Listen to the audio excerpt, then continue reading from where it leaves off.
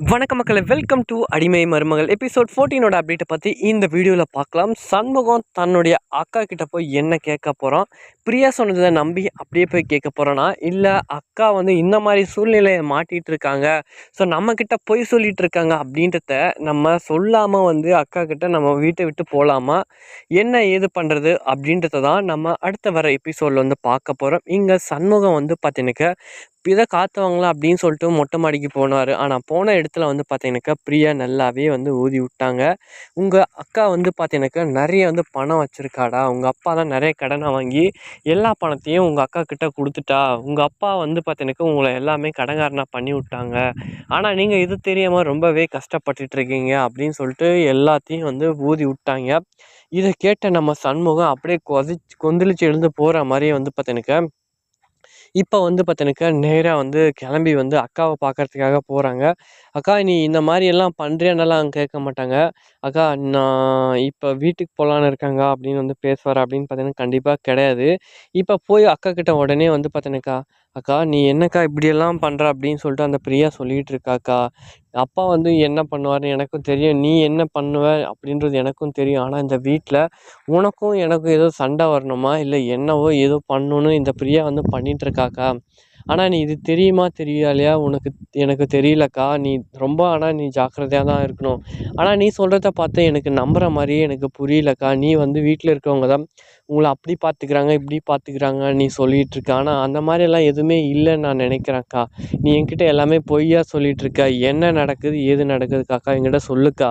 மாமா என்ன இங்கே வர சொன்னார், ஓகே நீ ப்ரெக்னெண்ட்டாக இருக்க, உன்னை பார்க்கணும், நீ எல்லாம் எங்களை பார்க்கணும் அப்படின்னு சொல்லி மாமா சொன்னார். நான் அதனால் மாமா தான் வந்து பார்த்தீங்கன்னாக்கா இந்த நேரத்தில் வரக்கூடாது, நீ வேணா வந்து கொஞ்ச நாள் இருந்துட்டு போடா அப்படின்னு சொல்லி மாமா சொன்னார்.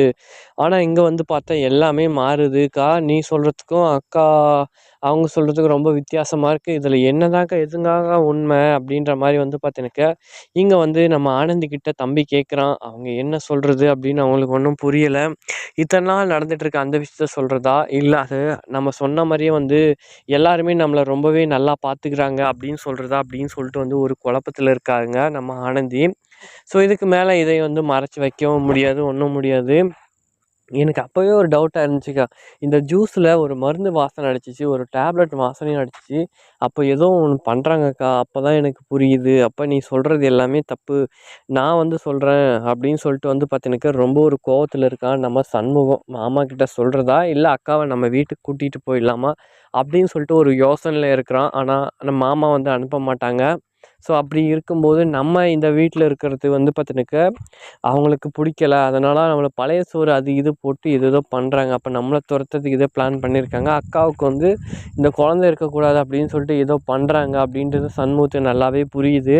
சரி இதுக்கு மேலே இதை நம்ம எப்படி சால்வ் பண்ணுறது அப்படின்றது தானே எங்கள் விஷயமாவே இருக்குது. மாமா கிட்ட சொன்னால் கண்டிப்பாக மாமா வந்து அவங்க இதுக்கு தான் சப்போர்ட் பண்ணுவார், எதுவும் நம்ம எதுவும் சொல்ல மாட்டார்.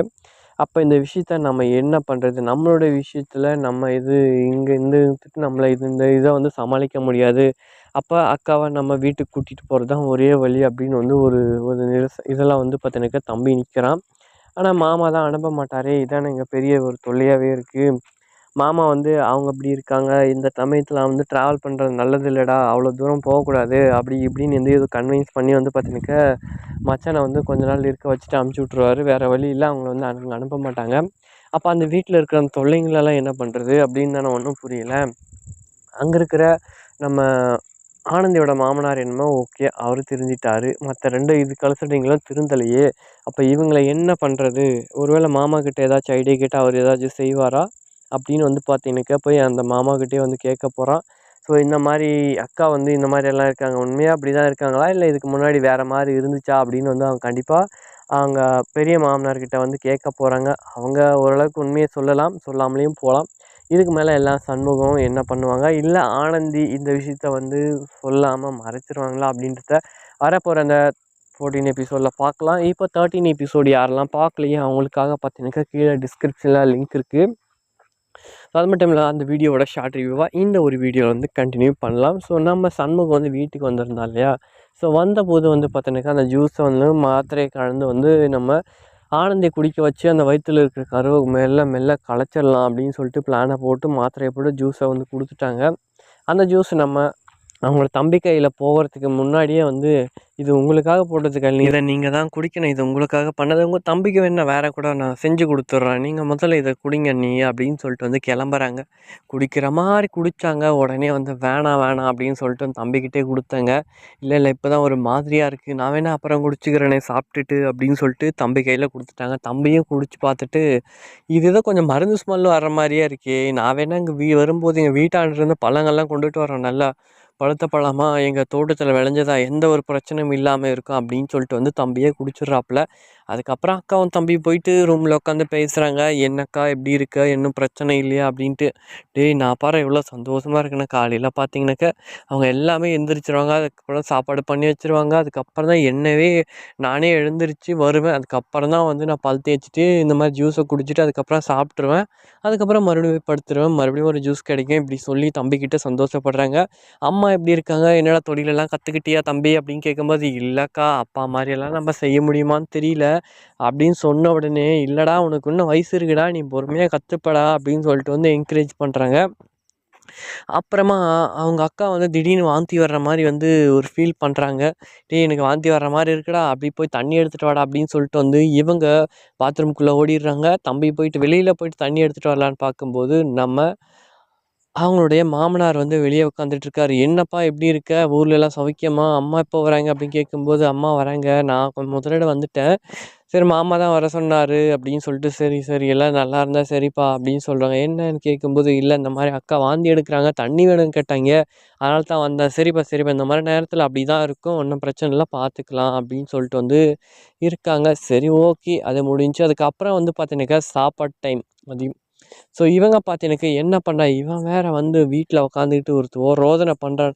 நம்ம இவளை துரத்தலான்னு பார்த்தா, அதுக்குள்ளே அவள் தம்பியை எல்லாம் அண்ணனோட வேலையாக தான் இருக்கும் அப்படின்னு சொல்லிட்டு பேசிகிட்டு இருக்கா. அப்போ இவனை முதல்ல துரத்தோன்னா என்ன ஐடியா பண்ணலான்னா பண்ணுறாங்க பிளானிங். ஸோ பிளானிங் வந்து பார்த்தீங்கன்னாக்கா இவனுக்கு சாப்பாட்டுலேருந்தே கம்மி பண்ணுறாங்க. அப்போ தானே முதல்ல துரத்த முடியும். சாப்பிட்ற நேரத்தில், "ஐயய்யோ! நீ வந்ததையே மறந்துட்டேனேப்பா. நாங்க இருக்கிற 4 பேருக்கு தான் நான் சமைச்சேன்.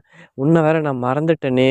என்ன பண்ணுறதுன்னு?" பேசிகிட்டு இருக்க சமயத்தில் நம்ம ஆனந்தியோட மாமனார் என்ன சொல்லி, "இல்ல நான் அப்புறம் சாப்பிட்டுக்கிறேன். நீங்க எல்லாம் சாப்பிடுங்க." "அப்பா நீங்க சாப்பிடுங்கப்பா. நீங்க மாத்திரை போடணும்ல."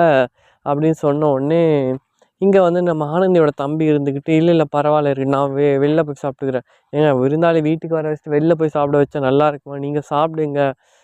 அப்படின்னு சொல்லிட்டு இருக்காங்க. இதெல்லாம் சரி நீங்க சாப்பிடுங்க. பழைய சோறு இருக்கு. அத நாங்க சாப்பிட்டுக்கிறோம்னு சொன்ன உடனே, அடுத்ததான் நம்ம தம்பி இறங்கி வந்துட்டாப்ல. என்னடா அப்படின்னு வந்து பார்த்தா, "இல்ல இல்ல பழைய சோறு நான் எனக்கு குடுத்துருங்க. நீங்க புதுசா சாப்பிடுங்க. ஒண்ணும் பிரச்சனை இல்ல. நான் சாப்பிட்டுக்கிறேன் பழைசு." அப்படின்னு சொன்ன உடனே, "இதடா சாக்கு." அப்படின்னு சொன்ன உடனே, தம்பிய வந்து பார்த்தீங்கன்னாக்க, "அம்மா இனிமே பழைய சாதத்தெல்லாம் கொட்டிடாதம்மா. இங்க நம்ம ஆனந்தியோட தம்பி வந்திருக்கான்ல, எல்லா சாப்பாட்டையும் அவனுக்கே போட்டுரு. மீந்த சோறு, பழைய சோறு எல்லாத்தையும் அவன் போட்டுரு. அவன் நல்லா சாப்பிட்ருவான். நீங்க ஒன்றும் பிரச்சனை பண்ணாதீங்க." அப்படின்னு சொல்லிட்டு வந்து பார்த்தீங்கன்னாக்கா, அவன கேவலமா பண்றாங்க. இது அவனுக்கு புரிஞ்சா புரியலையான்னு தெரியல. சாப்பிட்டதுக்கு அதுக்கப்புறம் வந்து பார்த்தீங்கன்னாக்கா, போய் மொட்டை மாடியில நின்னுட்டுருக்கான் பையன். ஸோ வீட்ல வந்து தேடுறாங்க. எங்கடா போயிட்டு அந்த பையன் ஆளே காணுமே அப்படின்ட்டு. மேலே போய் பார்த்தா தனியா நின்னுட்டுருக்கான். "என்னடா விஷயம்?" அப்படின்னு கேட்கும்போது, "எங்க ஊர்லனா நல்லா காத்து சிலு சிலுன்னு வரும். இங்க என்னடா மரத்துக்கு சந்துக்குள்ளே வீடை கட்டி வச்சுருக்கீங்க, காற்றும் வரல ஒன்றும் வரல." அப்படின்னு சொல்லி, "அதுதான் ஏசி இருக்குல்ல." ஏசி எல்லாம் அதெல்லாம் இப்போ வந்தது. அப்போல்லாம் எங்கள் வீட்டிலலாம் மரம் தான், காற்று தான், இப்படி சூப்பராக இருக்கும் அப்படின்னு சொல்லிட்டு பேசிகிட்டு இருக்கிற சமயத்தில் அதுக்கப்புறம் தம்பியை பற்றி விசாரிக்கிறாங்க. "என்னப்பா என்ன பண்ணிகிட்ருக்கீங்க?" அப்படின்ட்டு. இந்த மாதிரி கொஞ்சம் கடைய வச்சு பார்த்துட்ருக்கோம். அப்பாலாம் நிறைய கடை பண்ணிட்டு போயிட்டாருங்க. அதெல்லாம் நாங்க தான் கட்டணும் அப்படின்னு சொல்லிட்டு வந்து பேசிகிட்டு இருக்க டைமில, "இதான்டா சாக்கு." அப்படின்னு சொல்லிட்டு வந்து பார்த்தீங்கன்னாக்க, கடன்லாம் ஏன்னா உங்க அப்பா தான் உங்க அக்கா கிட்ட நிறைய பணம் லட்ச லட்சமா குடுத்தாரு. நீங்க என்னடா கடன்னு சொல்றீங்க? அப்படின்னு சொல்லிட்டு வந்து பார்த்தீங்கன்னாக்கா, குடுக்காரத்த குடுத்த மாரி வந்து பார்த்தீங்கன்னாக்கா, நம்ம போட்டு விட்டாய்ங்க. இதுதான்டா சாக்கு. சூப்பரான டைமிங் போல. அவன நல்லா ஏத்தி விட்டாச்சு. அக்கா கிட்ட போய் சண்டை போட்டோம் அப்படின்னு சொல்லிட்டு வந்து பார்த்தீங்கன்னாக்கா, ஏத்தி விட்டு இவங்க பின்னாடி வேடிக்கை பார்க்குறாங்க பிரியா. அப்போ இதுக்கப்புறம் என்ன நடக்குது அப்படின்றத அடுத்த எபிசோடில் பார்க்கலாம். Okay bye.